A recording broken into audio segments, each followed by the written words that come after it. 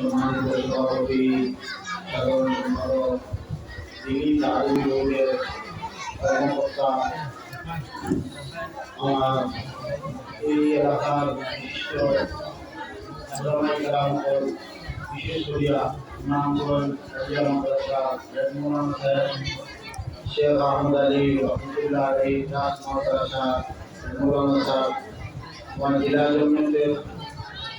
একনিষ্ঠ কর্মী, জেলা জমিয়তের সদস্য, বিশিষ্ট শিক্ষাবিদ নাসিবিদ আব্দুর রহমান সাহেব, মঞ্জুর রহমান জাহাঙ্গীর সাহেব, এই এলাকার শরীফল আর মক্তব মাদ্রাসা থেকে আনেওয়ালা আমার মায়া বাইরে দীর্ঘ সময় ধরে আপনারা দিনী তালিমি বোর্ড এর গুরুত্ব এবং কার্যক্রম সম্পর্কে আপনারা আপনার মূল্যবান কথা বলছেন। এখন আমি বাকি দিয়েছে আমল জানি না আমরা ইয়া কেউ নাই দুর্ভাইয়ার না ইয়া কেউ নাই তো আল্লাহ কেউ নাই জিনিসের প্রতিদিন আমরা মনে গুরুত্ব জন্মি যায়। এই জিনিসটাকে কিভাবে হাসিল করা লাগবো, কিভাবে আইখাই রাখবো বুঝেই দেওয়া প্রয়োজন।